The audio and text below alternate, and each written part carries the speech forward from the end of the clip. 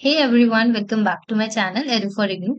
ये चैनल जो है बेसिकली इग्नू के स्टूडेंट्स के लिए है। इस चैनल पर हम आपको प्रोवाइड कराते हैं प्रीवियस ईयर क्वेश्चन पेपर के सॉल्यूशन।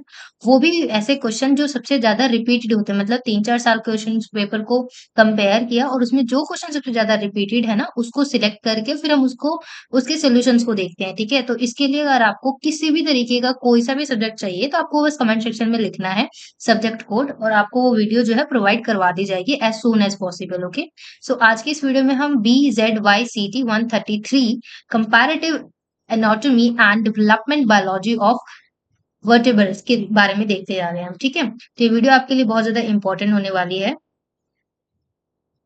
सबसे पहला क्वेश्चन जो आपसे पूछा जा सकता है, जिसमें आपको शॉर्ट नोट लिखने होते हैं। ठीक है, तो शॉर्ट नोट ज्यादा बड़े नहीं होते हैं, तो आपको उसमें थोड़ा थोड़ा लिखेंगे तो आपका काम चल जाएगा। ठीक है, सबसे पहले में आपसे पूछा जा सकता है सेंसरी रिसेप्टर्स क्या होते हैं। तो सेंसरी रिसेप्टर्स की अगर जब हम बात करते हैं तो बेसिकली ये एक तरीके के स्ट्रक्चर होते हैं जो डिटेक्ट करता है स्टिम्युल फ्रॉम द एनवायरमेंट और विद इन द बॉडी। ठीक है, जो स्टिम्युल को स्ट्रक्चर करता है विद इन द एनवायरमेंट या फिर बॉडी के अंदर। ठीक है, जिसको कन्वर्ट करता है इनटू इलेक्ट्रिकल सिग्नल्स। ठीक है, एनवायरमेंट या बॉडी के अंदर से लेके वो उस चीज को स्ट्रक्चर को करके स्टिमुलेट करके एक इलेक्ट्रिकल सिग्नल्स के थ्रू इसको कन्वर्ट कर देता है। ठीक है, तो इस ये ज्यादा मुश्किल क्वेश्चन नहीं है। ठीक है, तो कुछ इस तरीके से बता सकते हैं आप। और एक नर्व सेल स्ट्रक्चर क्या होता है, बेसिकली ये एक न्यूरस होता है जिसमें ना फंडामेंटल यूनिट्स होते हैं जो नर्वस सिस्टम के लिए रिस्पॉन्सिबल होता है। ठीक है, जो क्या करता है, ट्रांसमिट जो नर्वस सिस्टम है ना, उसकी जितनी भी इंफॉर्मेशन है उसको एक तरीके से इलेक्ट्रिकल सिग्नल्स में कन्वर्ट कर देता है। उस चीज के लिए रिस्पॉन्सिबल होता है हमारा जो नर्व नर्व सेल स्ट्रक्चर होता है। ठीक है, और आपको वीडियो पॉज करके लाइन बाय लाइन पढ़ना है, और आप चाहें तो इसको नोट डाउन भी कर सकते हैं। बहुत से बच्चे पीडीएफ के लिए बोल रहे हैं for the some technical glitch, अभी हम पीडीएफ नहीं प्रोवाइड करवा पाएंगे आपको, तो उसके लिए सॉरी, पर बहुत जल्द हम ट्राई करेंगे। और आपको जब तक आप वीडियो पॉज करके पूरा लास्ट तक देख सकते हैं, और आप चाहें तो नोट डाउन भी कर सकते हैं। ठीक है, नेक्स्ट आपसे पूछा जा सकता है ब्लास्टोमेयर्स क्या होता है। तो ये बेसिकली एक इंडिविजुअल सेल होता है जो फॉर्म करता है ड्यूरिंग द क्लीवेज। ठीक है, जब सेल्स का डिवीजन होता है तो उसमें फर्टिलाइज एग जो होते हैं उसमें अर्ली एम्ब्रॉयनिंग डेवलपमेंट के लिए ये इंपॉर्टेंट होता है। ठीक है, इसमें जो अरेंजमेंट होता है और जो नंबर ऑफ ब्लास्टोमीटर होते हैं in the blastula vary among different species, but के are crucial for subsequent formation of tissues and organ during the embryogenesis. इसमें क्या होता है, एम्ब्रॉयजेनेसिस जब होता है तो हमारे जो उसमें टिश्यूज होते हैं और जो ऑर्गन्स होते हैं ना, उसके लिए बहुत अलग अलग स्पीसीज में अलग अलग चीज देखने को इसमें मिल जाता है हमारा। ठीक है, तो ये था हमारा ब्लास्टोमेयर। नेक्स्ट क्वेश्चन आपसे पूछा जा सकता है, discuss briefly the mechanism pulmonary represent in frog. ठीक है, रेस्पिरेशन इन फ्रॉग। तो रेस्पिरेशन फ्रॉग के अंदर किस तरीके से होता है उसको आपको बताना है।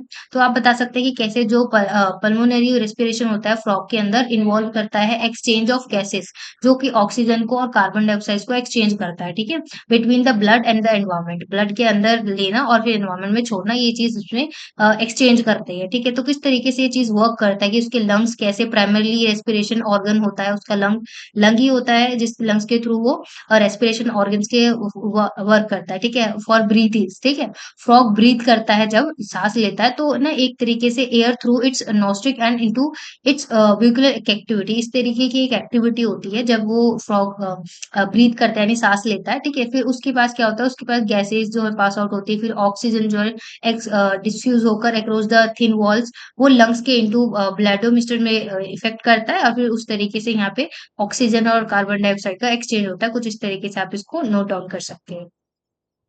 नेक्स्ट है explain the triparity concept of kidney. देखिए, इन सभी वीडियोस में ना हम बेसिकली आंसर्स को फोकस कर रहे हैं। कॉन्सेप्ट की बात करें तो आई होप आपने बुक पढ़ी होगी तो आपको मिल जाएगा। तो जब हमारे एग्जाम्स कंप्लीट हो जाएंगे ना, तो उसके बाद हम सारी चीजों को इन डेप्थ डिटेल में कॉन्सेप्ट वाइज क्लियर करेंगे। ठीक है, अभी हम सिर्फ आंसर्स के ऊपर ध्यान दे रहे हैं बिकॉज ये एग्जाम पॉइंट ऑफ व्यू से बहुत ज्यादा इंपॉर्टेंट है। ठीक है, so explain the triparity concept of kidney. Kidney के बारे में बताना है। ठीक है, उसकी कॉन्सेप्ट की बात करें तो जो किडनी है वो रेफर करता है to a structural and functional division within the kidney. जो हमारी किडनी होती है उसके अंदर एक तरीके से स्ट्रक्चर और फंक्शन डिवीजन करता है। ठीक है, जो कि रिस्पॉन्सिबल होता है हमारा फिल्टरेशन के लिए, रिबोस्पिरेन एंड सेक्रेशन। देखिए जब हमारा किडनी अगर हेल्दी नहीं है ना तो हमारे अंदर बहुत सारी बीमारियां हो सकती है, बट अगर आपकी किडनी बहुत हेल्दी है तो आपको बहुत सारी बीमारियों से छुटकारा मिल सकता है, बिकॉज हमारे ब्लड को फिल्टर करने का काम किडनी का ही होता है। ठीक है, कुछ कॉन्सेप्ट की बात करें तो आप इसमें बता सकते हैं, जो हमारा रीनल कॉर्पस होता है, रीनल ट्यूबुलर होता है, ठीक है, और रीनल ब्लड वेसल्स होते हैं हमारे, उसके ऊपर आप इसमें डिस्कस कर सकते हैं।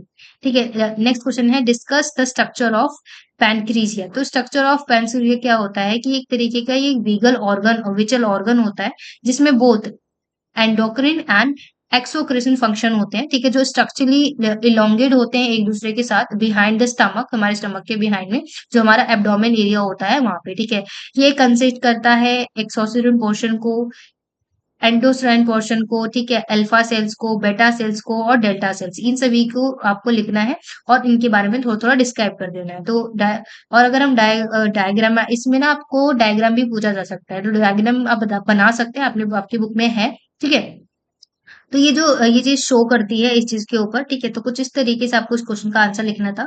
तो ये ही ऐसे सिलेक्टिव क्वेश्चन है जिनका एग्जाम में आने के बहुत ज्यादा चांसेस है। आप वीडियो पॉज करके लाइन बाय लाइन हर एक चीज को ध्यान से देख सकते हैं। आई होप कि ये वीडियो आपकी हेल्पफुल रही होगी। अगर आपको इनके अलावा कोई और सब्जेक्ट कोड चाहिए तो आप कमेंट सेक्शन में लिख सकते हैं। ठीक है, so thanks for watching and don't forget to subscribe. आप वीडियोस देखते हैं बट सब्सक्राइब नहीं करते हैं, सब्सक्राइब भी करिए।